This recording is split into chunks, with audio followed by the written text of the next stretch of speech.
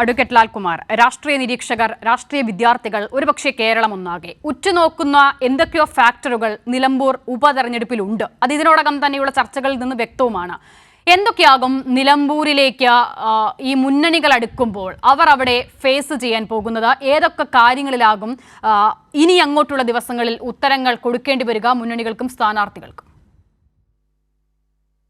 നോക്കൂ, ഈ തെരഞ്ഞെടുപ്പ് തന്നെ ഒരു, ഞാൻ പറയുന്ന കേൾക്കാമോ? കേൾക്കാം, പറഞ്ഞോളൂ. ഇവിടെ നെറ്റിന്റെ ഒരു പ്രശ്നമുണ്ട്. അപ്പം ഈ തെരഞ്ഞെടുപ്പ് തന്നെ യഥാർത്ഥത്തിൽ ഉണ്ടാക്കിയെടുത്ത ഒരു തെരഞ്ഞെടുപ്പാണ്.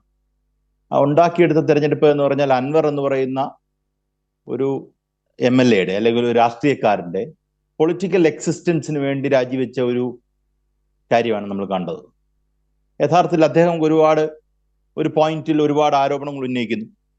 ആ ആരോപണങ്ങൾ എവിഡൻസോടുകൂടി വെക്കും, വീണ്ടും വീണ്ടും വീണ്ടും കാർപ്പറ്റ് ബോംബിങ് നടത്തുന്നു എന്നുള്ളതല്ലാതെ സബ്സ്റ്റാൻഷ്യൽ പീസ് ഓഫ് എവിഡൻസ് ഒന്നുപോലും നമ്മുടെ മുന്നിൽ വെക്കാതെ യഥാർത്ഥത്തിൽ അദ്ദേഹം CPM-ൽ നിന്ന് അല്ലെങ്കിൽ ഇടതുപക്ഷ പാർട്ടികളിൽ നിന്ന് വിട്ട് കോൺഗ്രസിലേക്ക് ചേരാനുള്ള പ്ലാനോടുകൂടി വ്യക്തമായി അദ്ദേഹം പ്രവർത്തിച്ചതാണ് നമ്മൾ കണ്ടുവന്നത്. അത് നമ്മൾ ഒരു വെൽ പ്ലാൻഡ് ആയിട്ടാണ് അദ്ദേഹം കാര്യങ്ങൾ ചെയ്തത്.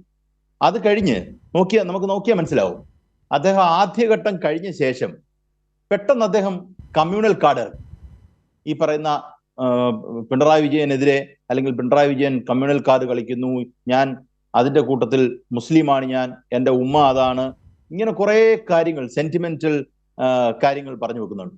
എന്നുവെച്ചാൽ അദ്ദേഹം പറയാൻ ശ്രമിച്ചുകൊണ്ടിരുന്ന കുറെ കാര്യങ്ങൾ ലീഗ് അവിടെ എന്താണോ പറഞ്ഞുകൊണ്ടിരിക്കുന്നത്, അല്ല എങ്കിൽ ഇച്ചിരൂടെ വ്യക്തമായി പറയുകയാണെങ്കിൽ ഈ പറയുന്ന ജമാഅത്തെ, ഈ പറയുന്ന SDPI, ഇങ്ങനെയുള്ള ആൾക്കാര് പറയാൻ എന്താണോ ശ്രമിച്ചുകൊണ്ടിരിക്കുന്നത് അത് പെട്ടെന്ന് അദ്ദേഹം ആ സ്ലോട്ടിലേക്ക് വീഴും നമ്മൾ കണ്ടു.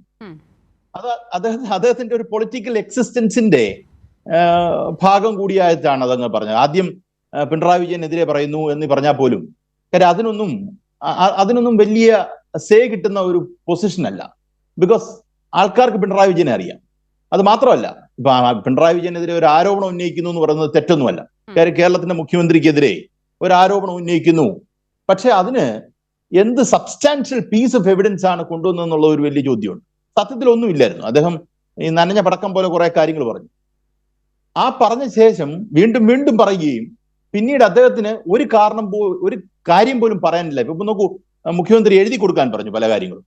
ആ എഴുതി കൊടുക്കാൻ പറഞ്ഞതിനകത്ത് ഞാൻ സത്യത്തിലൊന്നും കണ്ടില്ല. കുറെ ആരോപണം എനിക്കിപ്പം ഇവിടെ ഇരുന്ന് 50 ആരോപണം അങ്ങോട്ട് പറയാം, എന്നിട്ട് നിങ്ങൾ പ്രൂവ് ചെയ്യുമെന്ന് പറഞ്ഞാൽ ഒക്കത്തില്ലല്ലോ. അങ്ങനല്ലാതെ യഥാർത്ഥത്തിൽ വസ്തുതയുമായിട്ട് ചേർന്ന് നിൽക്കുന്ന ഒരു കാര്യങ്ങളും പറഞ്ഞില്ല.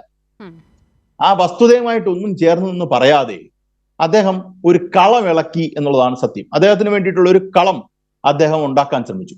അതിലൊരു പരിധിവരെ അദ്ദേഹം വിജയിച്ചു കേട്ടോ. അത് നമ്മൾ അങ്ങനെ തന്നെ കാണട്ടെ. അദ്ദേഹത്തിനെ സംബന്ധിച്ചിടത്തോളം അദ്ദേഹം അനാഥനായി പോകുമെന്ന് വെച്ചപ്പോഴും അദ്ദേഹത്തിന് ആർക്കും വേണ്ട, അല്ലെങ്കിൽ കൺഫ്യൂഷൻ ഉണ്ടെങ്കിൽ പോലും സംഭവിച്ചത് അദ്ദേഹത്തിന് ഇന്നിപ്പം പ്രതിപക്ഷ നേതാവ് പറഞ്ഞിരിക്കുന്നത് അദ്ദേഹം UDF-നെ സഹായിക്കും, അല്ലെങ്കിൽ UDF-ന് വേണം എന്നൊക്കെയാണ്, അദ്ദേഹത്തിനെ വേണം എന്നൊക്കെയാണ് പറഞ്ഞിരിക്കുന്നത്. അപ്പം അദ്ദേഹത്തിന്റെ നിലമ്പൂരിലെ ജനങ്ങൾക്ക് അൻവറിനെ കൊണ്ട് ഈ രാജിവെച്ചത് കൊണ്ട് വല്ല ഗുണമുണ്ടോ, അല്ലെങ്കിൽ എന്തെങ്കിലും തരത്തിൽ അത് അവർക്ക് പ്രയോജനപ്രദമാകുന്നതാണോ എന്ന് ചോദിച്ചാൽ അല്ല. സത്യത്തിൽ അൻവറിന്റെ പൊളിറ്റിക്കൽ എക്സിസ്റ്റൻസിന് വേണ്ടി മറ്റൊരു തെരഞ്ഞെടുപ്പ് കൂടെ നടക്കുന്നു എന്ന് മാത്രമേ ഞാൻ അതിനെ കാണുന്നു. ഇത് ഇതിന്റെ കോൺസിക്വൻസ് എന്താണെന്നുള്ളതാണ് ചോദ്യം. അൻവർ കുറെ നാളുകളായി കളിക്കുന്ന കളിയിൽ, ഞാൻ നേരത്തെ സൂചിപ്പിച്ചതുമായി ബന്ധപ്പെട്ട് പറയുകയാണെങ്കിൽ, അൻവറിന് ഒരു കരിയില പോലും മറ്റേതെങ്കിലും ഒരു മണ്ഡലത്തിൽ അനക്കാൻ പറ്റും എന്ന് ഞാൻ കരുതുന്നില്ല. അദ്ദേഹത്തിന് ഒരല്പം സേ ഉള്ള മണ്ഡലമാണ് നിലമ്പൂർ. കാര്യം എന്താ, ഇത്ര വർഷം MLA ആയിട്ടിരുന്ന ഒരാളാണ്. ആ MLA ആയിട്ടിരുന്ന സ്ഥലത്ത് അദ്ദേഹത്തിന് ഒരു ചെറിയ മാറ്റമെങ്കിലും വരുത്താൻ പറ്റിയില്ലെങ്കിൽ പിന്നെ ആ MLA എന്ന് പറഞ്ഞ് നടന്നിട്ട് കാര്യമില്ല. പക്ഷെ അദ്ദേഹം മറ്റേതെങ്കിലും ഒരു മണ്ഡലത്തിൽ ശക്തമായ ഒരു പോരാട്ടം നടത്താനായിട്ടോ, അല്ലെങ്കിൽ അദ്ദേഹത്തിന്റെ പ്രസൻസ് കൊണ്ടോ, അദ്ദേഹത്തിന്റെ അദ്ദേഹം മുന്നോട്ട് വെച്ച എന്താ, ആന്റി പിണറായിസമാണ്. ആന്റി പിണറായി എന്ന് പറയുന്ന ഒരു രാഷ്ട്രീയമല്ല, അത് രാഷ്ട്രീയ ഐഡിയോളജി അല്ല. എന്നിട്ട് തൃണമൂൽ കോൺഗ്രസിൽ പോയി ചേർന്ന്, തൃണമൂൽ കോൺഗ്രസിന്റെ രാഷ്ട്രീയവും അദ്ദേഹവും തമ്മിൽ എന്താ ബന്ധമെന്ന് എനിക്കറിയത്തില്ല. അദ്ദേഹത്തിന് ഒരു അഭയാർത്ഥിയെ പോലെ എവിടെയെങ്കിലും ഒന്ന് കയറണമായിരുന്നു. അതുകൊണ്ട് അദ്ദേഹം അവിടെ പോയി കയറുന്ന കാഴ്ചയാണ് നമ്മൾ കണ്ടത്. അപ്പൊ കേരളത്തിൽ അൻവർ പറയുന്നത് കേൾക്കുന്ന ആരെങ്കിലും ഉണ്ടോ എന്ന് വെച്ചാൽ കുറച്ചു പേരൊക്കെ ഈ പറയുന്ന നിലമ്പൂര് കാണും എന്നുള്ളതല്ലാതെ കേരളത്തിന്റെ ഇപ്പൊ ഞാനിത് പറയാൻ ശ്രമിക്കുന്നത്, അടുത്ത പ്രാവശ്യത്തെ തെരഞ്ഞെടുപ്പിന്റെ ദിശാസൂചികയായിരിക്കും ഇന്നത്തെ നിലമ്പൂർ തെരഞ്ഞെടുപ്പ് എന്നൊക്കെ പറയുന്നുണ്ട്. അത് പറയുന്ന ഒരു ആശ്വാസത്തിന് വേണ്ടി പറയുന്നതാണ്, മനസ്സിലായില്ല. അല്ലെങ്കിൽ കാര്യം അൻവർ ആണ് ഇനി അടുത്ത തെരഞ്ഞെടുപ്പിലും കാര്യങ്ങൾ തീരുമാനിക്കാൻ പോകുന്നത്. സംസ്ഥാനം മൊത്തം അൻവറിന്റെ പൊളിറ്റിക്സ് മുഴങ്ങുമെന്ന് പറയാൻ വേണ്ടി ശ്രമിക്കുന്നത് മാത്രമേ ഉള്ളൂ. യഥാർത്ഥത്തിൽ ഈ പറയുന്ന മലബാറിലോട്ട് പോയാലും അല്ലെങ്കിൽ ഇങ്ങോട്ട് വന്നാലും ഇങ്ങോട്ടൊന്നും അൻവറിനെ പലർക്കും അറിയത്തുപോലുമില്ല.